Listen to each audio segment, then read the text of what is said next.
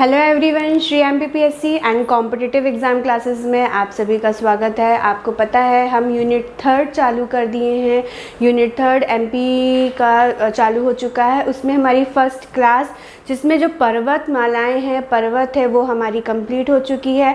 अगर आपने वो वीडियो नहीं देखा है तो लिंक डिस्क्रिप्शन बॉक्स में है, प्लीज़ जाके चेक करिए और उसको देखिए। आज हमारी सेकेंड क्लास है। आज हम पढ़ेंगे नदियाँ। मध्य प्रदेश के संदर्भ में नदियों की बात करते हैं तो मध्य किसी भी जो देश की जो सभ्यता होती है, संस्कृति होती है, वो सारी सब किसी भी देश की सभ्यता, संस्कृति सब कुछ नदियों पे निर्भर होती है। विकास जो है उसमें इन सब में नदियों का महत्वपूर्ण योगदान होता है। नदियाँ हमारी जो केवल जो हमारी जो नदियाँ होती हैं वो ना ही केवल उससे हम सिंचाई करते हैं बल्कि नौकायान, मत्स्य पालन, जल विद्युत, परिवहन आदि सब कुछ हम नदियों के माध्यम से करते हैं। मध्य प्रदेश की अर्थव्यवस्था हमारी, आप सबको पता है, ये कृषि पर आधारित है और जो कृषि है हमारी वो नदियों और सिंचाइयों पर आधारित है। और जो नदियों के माध्यम से ही हम जो जल विद्युत होती है वो भी नदियों के माध्यम से ही पैदा होती है। और इस प्रकार प्रदेश की जो अर्थव्यवस्था है उसमें नदियों का एक महत्वपूर्ण योगदान है। जो किसी भी अगर हम पुरानी इतिहास में देखें, संस्कृति देखें, तो जो सभ्यता संस्कृति की शुरुआत हुई है वो नदियों के किनारे ही हुई है। चाहे आप सिंधु नदी घाटी की सभ्यता देख लीजिए या फिर मेसोपोटामिया की सभ्यता देख लीजिए, नर्मदा घाटी की सभ्यता देख लीजिए, तो किसी भी सभ्यता संस्कृति की जो शुरुआत हुई है वो नदियों के किनारे ही हुई है। इसलिए नदियों का भारत मध्य प्रदेश की अर्थव्यवस्था में एक महत्वपूर्ण योगदान है और नदियाँ एक महत्वपूर्ण पहलू हैं आपकी अर्थव्यवस्था का। हम चालू करते हैं। मध्य प्रदेश में अनेक प्रकार की नदियां हैं जो कि पूर्व से पश्चिम की ओर बहती हैं और दक्षिण की ओर बहती हैं और साथ ही साथ उत्तर पूर्व की ओर बहती हैं। तो पश्चिम में बहने वाली केवल 2 ही नदियां हैं, एक है आपकी नर्मदा और एक है आपकी ताप्ती। बाकी दक्षिण में जो बेनगंगा और वर्धा है वो दक्षिण में प्रवाहित होती हैं। बाकी सारी नदियां उत्तर और पूर्व दिशा की ओर प्रवाहित होती हैं। नदियों में हम सबसे पहले बात करते हैं नर्मदा नदी की। जी हाँ, हम पहले बात कर रहे हैं नर्मदा नदी की। नर्मदा नदी की जो लंबाई है मध्य प्रदेश में वो कितनी है? 1312 किलोमीटर, यानी 1312 किलोमीटर। नर्मदा नदी की बात करें तो मैकाल सुता के नाम से जाने जाने वाली मध्य प्रदेश की सबसे बड़ी नदी है नर्मदा। पुराणों में ऐसा कहा गया है कि गंगा नदी में स्नान करने से लोगों के पाप धुलते हैं और नर्मदा नदी के दर्शन मात्र से ही लोगों के पाप धुल जाते हैं।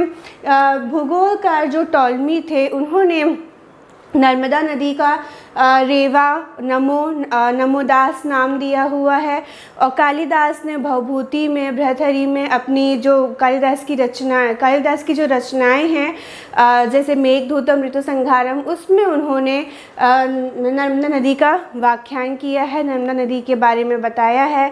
साथ ही साथ भवभूति भृतहरि ने भी अपनी रचनाओं में नर्मदा नदी की व्याख्या की है। नर्मदा नदी आपकी अनूपपुर जिले के अमरकंटक से निकलती है और अमरकंटक के मैकाल सुता नामक पहाड़ी से निकलती है। तो मैकाल पहाड़ी से निकलने के कारण इसका एक और नाम है मैकाल सुता। तो नर्मदा नदी का क्या क्या नाम हो गया? रेवा हो गया, नमो हो गया, नमोदास हो गया और मैकाल सुता हो गया। ये सारे नाम हमारी नर्मदा नदी के हैं। तो मध्य प्रदेश की जीवन रेखा कही जाती है आपकी नर्मदा नदी। ये क्वेश्चन आ सकता है पीएससी में कि मध्य प्रदेश की जीवन रेखा कौन है, तो मध्य प्रदेश कौन सी नदी कहलाती है? तो मध्य प्रदेश की जीवन रेखा है आपकी नर्मदा नदी और कृषि अर्थव्यवस्था का मेरुदंड भी यह नदी कहलाई जाती है। जो कल मैंने बताया था कि कल अगर मैकाल पर्वत अगर आपको समझ में नहीं आ रहा है तो मेरी प्रीवियस क्लास देखिएगा, उसमें मैंने बताया था कि ये कौन सा एरिया था, कौन सा बेल्ट था?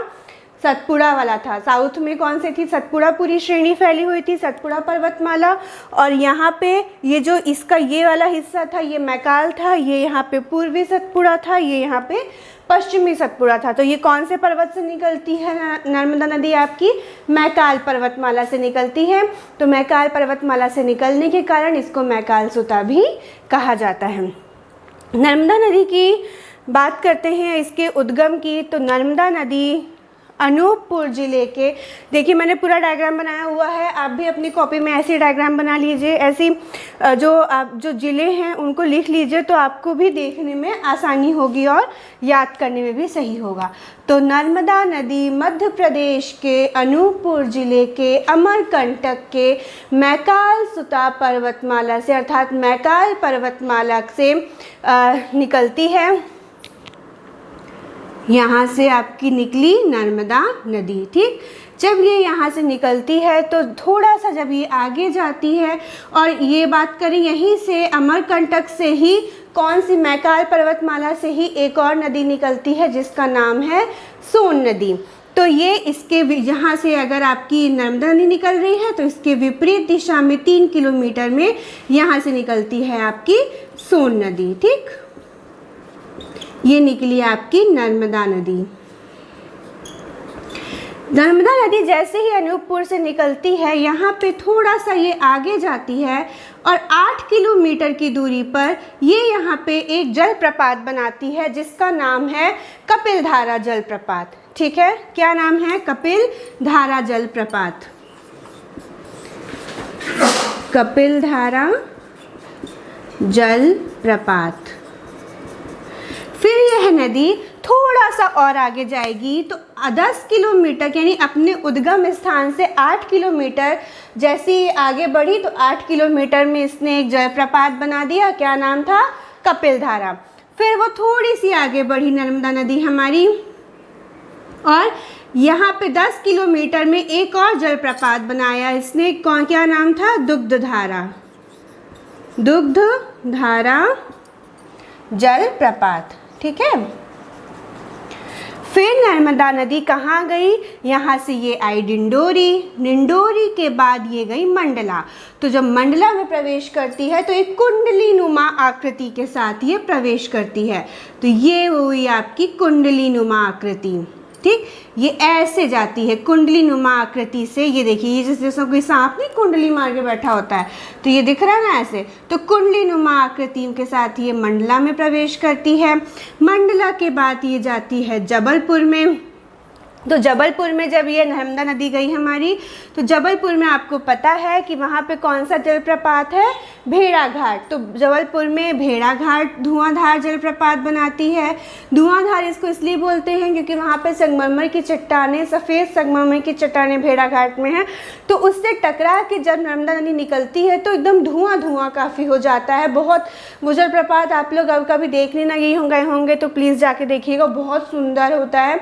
एकदम सफ़ेद धुआंधार जलप्रपात, धुआं धुआं काफ़ी दिखता रहता है, तो इसलिए उसको धुआंधार जलप्रपात भी कहते हैं। तो भेड़ाघाट में एक जलप्रपात बनाती है धुआंधार जलप्रपात, धुआंधार जलप्रपात। फिर जबलपुर से चल के आई वो नरसिंहपुर में। नरसिंहपुर के बाद आई होशंगाबाद। होशंगाबाद के बाद आई कहाँ पे? हरदा। हरदा के बाद गई रायसेन, सीहोर, देवास होते हुए खंडवा में आती है। खंडवा के बाद आती है खरगोन में। अब खरगोन में जब नर्मदा नदी आती है तो खरगोन में यहाँ पे 2 जलप्रपात बनाती है। एक खरगोन के पास बड़वाह है, तो खरगोन के बड़वाह में मंदी धधार जलप्रपात, आपका मंदी धधार जलप्रपात। फिर खरगोन के महेश्वर में एक और जलप्रपात बनाती है। खरगोन के महेश्वर में एक और जलप्रपात बनता है सहस्त्रधारा जलप्रपात। सहस्त्रधारा जलप्रपात आपका खरगोन के महेश्वर में, ठीक। फिर खरगोन से ये आती है बड़वानी, बड़वानी में आती है। बड़वानी के बाद यह नदी आपकी जाती है अलीराजपुर, और अलीराजपुर से ही फिर ये कहाँ चली जाती है, गुजरात राज्य में प्रवेश कर जाती है। और गुजरात में भरूच के पास, गुजरात राज्य के भरूच के पास खंभात की खाड़ी में यह नदी गिर जाती है। खंभात की खाड़ी में यह नदी आपकी गिर जाती है। कौन सी नदी?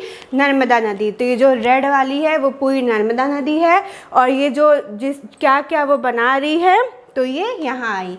कहाँ से निकली? अनूपपुर से निकली। अनूपपुर के, अमरकंटक के नर्मदा कुंड नामक स्थान से निकलती है। उसके विपरीत दिशा में 3 किलोमीटर दूरी पर सोन नदी सोनमुंड नामक स्थान से निकलती है।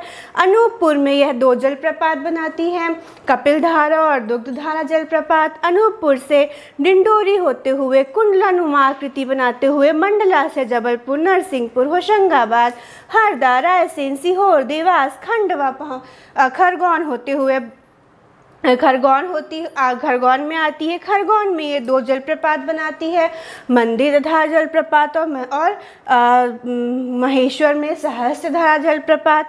खरगोन के बाद बड़वानी, बड़वानी के बाद अलीराजपुर, अलीराजपुर से यह गुजरात राज्य में प्रवेश कर जाती है। गुजरात राज्य में भरूच के पास खंभात की खाड़ी में नर्मदा नदी आपकी गिर जाती है। तो ये पूर्व से पश्चिम की ओर बहने वाली नदी है। ये नदी, अगर क्वेश्चन पूछे कि पश्चिम की ओर कौन सी नदी बहती है, तो पश्चिम की ओर कहाँ जा रही है? ये देखिए, पूर्व है, ये पश्चिम है, तो पूर्व से पश्चिम की ओर जा रही है आपकी नर्मदा नदी। ठीक है, तो ये हो गई नर्मदा नदी। नर्मदा नदी के मध्य प्रदेश के संदर्भ में बात करते हैं कि कुल लंबाई कितनी है?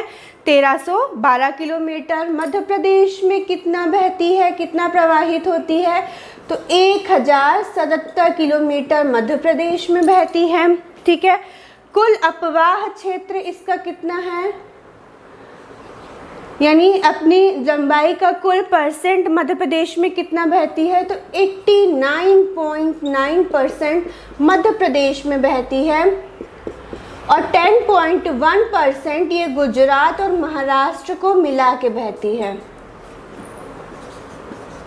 गुजरात और महाराष्ट्र में मिलके 10.1% बहती है। फिर कुल अपवाह क्षेत्र है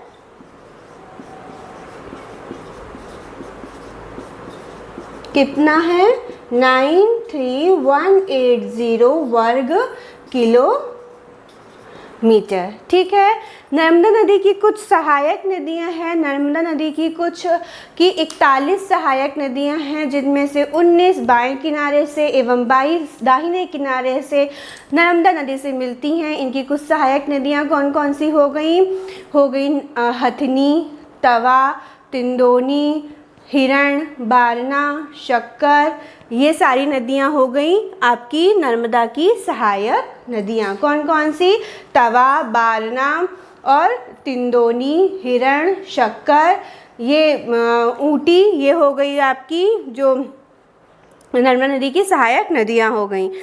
मध्य प्रदेश में कितना बहती है? 1077 किलोमीटर। कुल लंबाई कितनी है? 1312 किलोमीटर। 89.9% मध्य प्रदेश में, 10.1% गुजरात और मध्य प्रदेश महाराष्ट्र दोनों को मिला के, और कुल अपवाह क्षेत्र है आपका 93180 वर्ग किलोमीटर। ओके, ठीक है, तो ये हो गई आपकी नर्मदा नदी।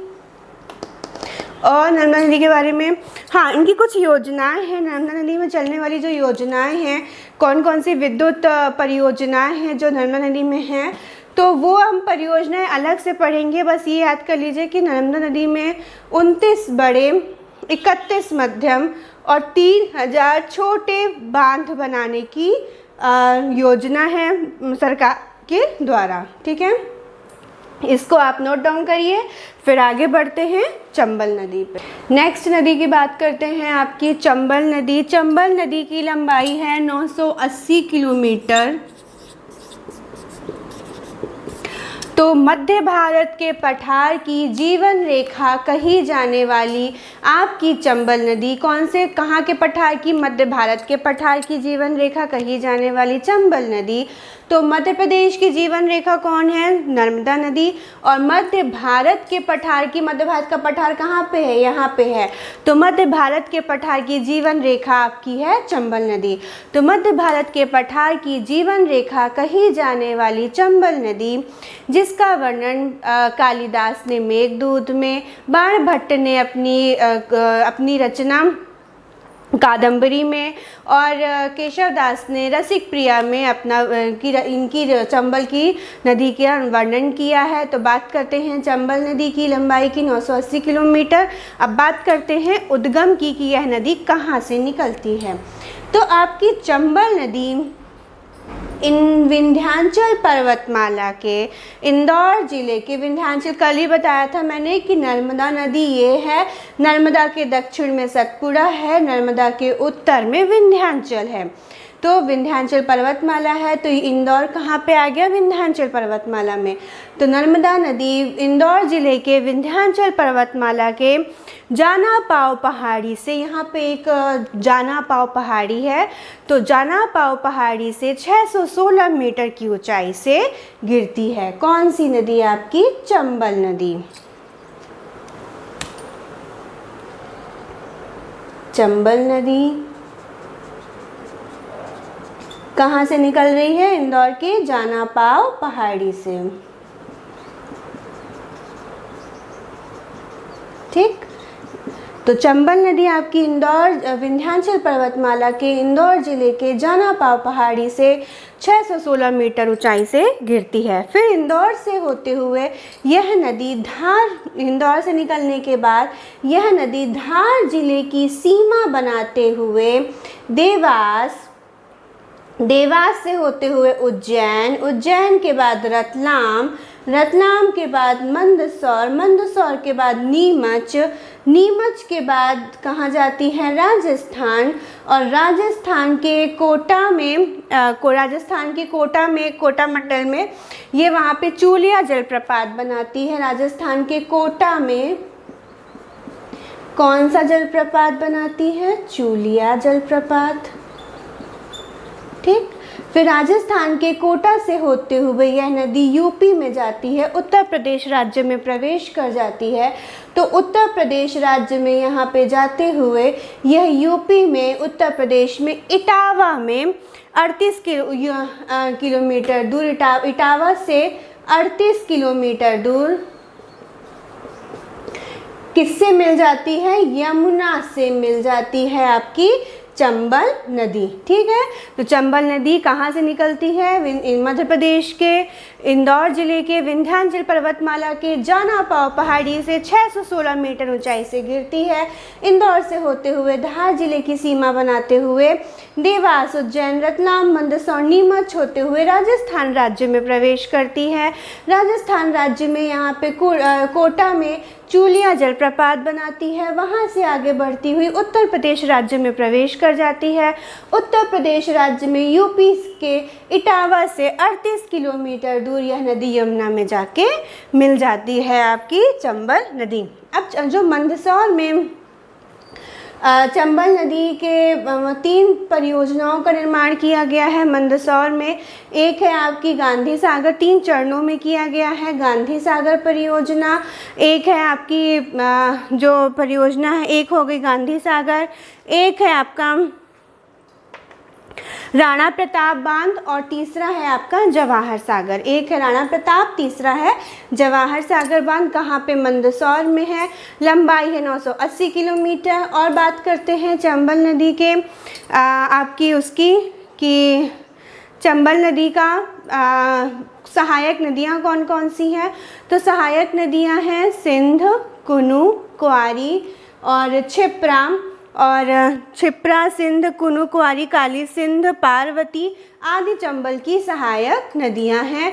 और जो चंबल नदी है वो यमुना की सबसे बड़ी सहायक नदी है आपकी चंबल नदी। इस तरह से आपका चंबल नदी भी कंप्लीट होती है।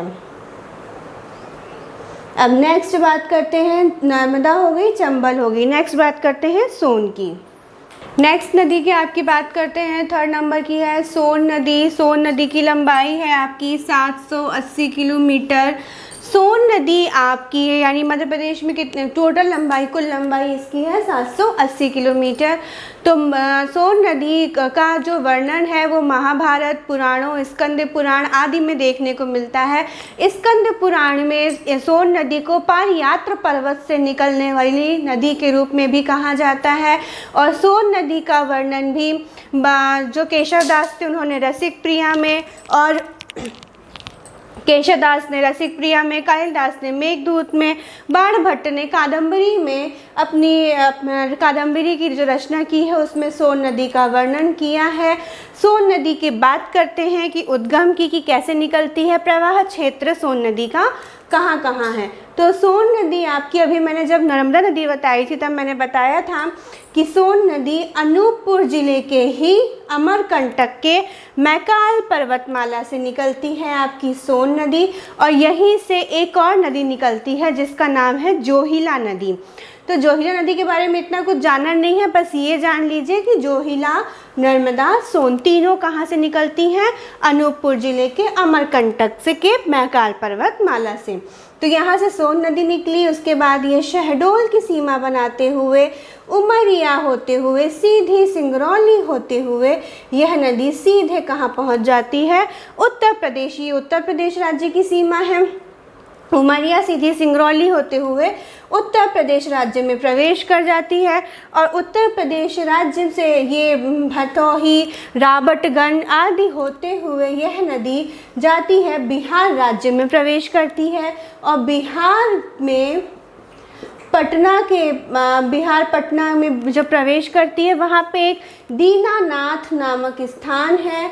तो दीनानाथ नामक स्थान के पास जाके यह नदी गंगा में मिल जाती है। किस में मिलती है?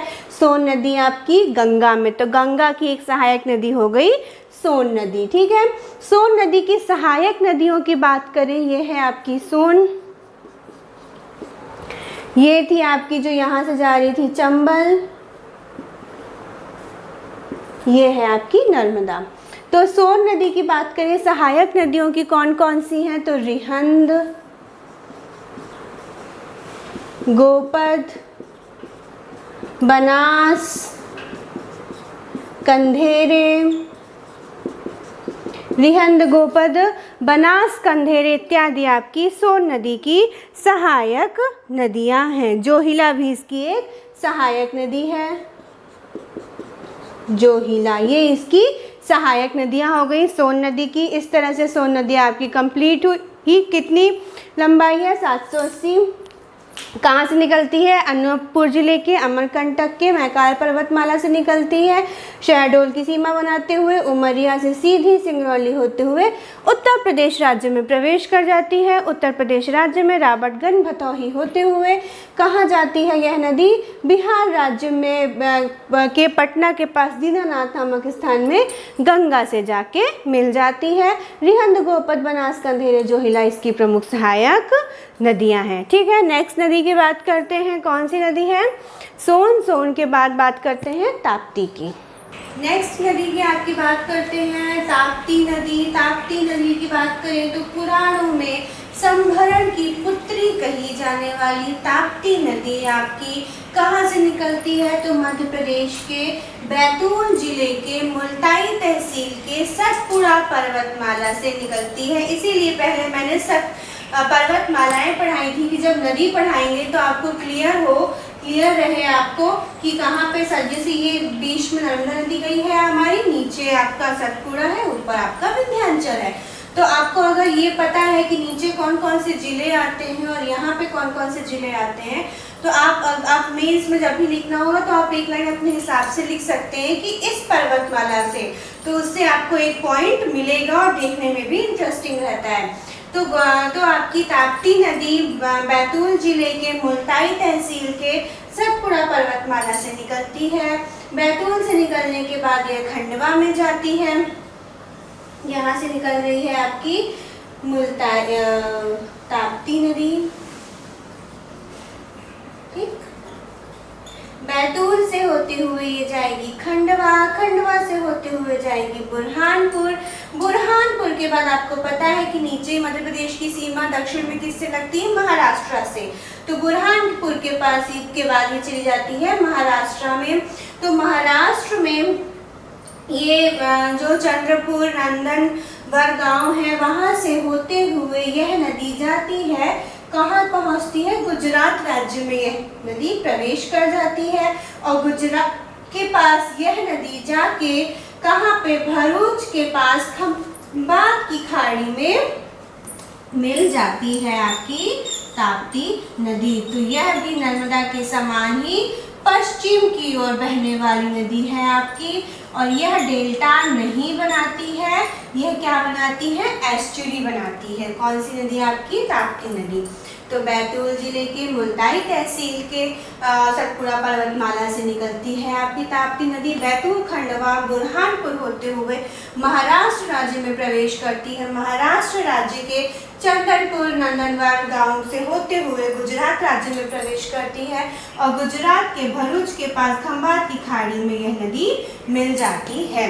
इस नदी की सहायक नदियों की बात करें तो कौन कौन सी है सहायक नदियां, शिवा, बोरी, सुक्ता आदि ताप्ती नदी की सहायक नदियां हैं। कौन कौन सी सहायक नदियां हैं, शिवा, बोरी, सुक्ता, पूर्णा, बाघुरा, पांचरा, पूर्णा, बाघुरा, पांचरा, यह प्रमुख सहायक नदियां हैं। ठीक है, नेक्स्ट इसी में बात करते हैं आपकी बेतवा नदी की। कौन सी नदी की बात कर रहे हैं, बेतवा नदी की लंबाई कितनी होती है, 480 किलोमीटर। तो पुराण महाभारत में वेत्रवती के नाम से, जिसका पुराना नाम वेत्रवती था, वेत्रवती के नाम से प्रसिद्ध नदी बेतवा नदी की बात कर रहे हैं। बेतवा नदी को मध्य प्रदेश की गंगा बोला जाता है और बुंदेलखंड की जीवन रेखा बोला जाता है। 3 जीवन रेखा के बारे में मैंने बता दिया, कौन कौन सी, मध्य प्रदेश की जीवन रेखा नर्मदा नदी, और मध्य भारत के पठार की जीवन रेखा चंबल नदी, बुंदेलखंड के पठार की जीवन रेखा बेतवा नदी। और बेतवा नदी को प्रदूषण के आधार पर इसे मध्य प्रदेश की गंगा भी बोला जाता है। तो मध्य प्रदेश की गंगा व बुंदेलखंड पठार की जीवन रेखा, बुंदेलखंड पठार की जीवन रेखा आपकी बेतवा नदी थी। तो बेतवा नदी की बात करें, लंबाई कितनी, 480 किलोमीटर। कहाँ से निकलती है, उद्गम और इसके विस्तार की बात करते हैं। तो बेतवा नदी आपके रायसेन के कुम्भरा नामक गांव से निकलती है आपकी बेतवा नदी।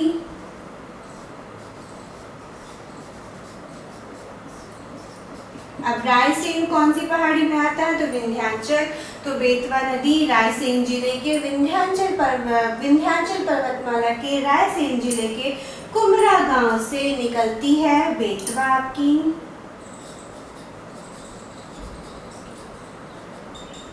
फिर रायसेन से यह नदी विदिशा होते हुए सागर से यह नदी पहुंच जाती है। आपको पता है यहाँ पे उत्तर प्रदेश की सीमा लग रही है, तो कहाँ चली जाती है, उत्तर प्रदेश में चली जाती है।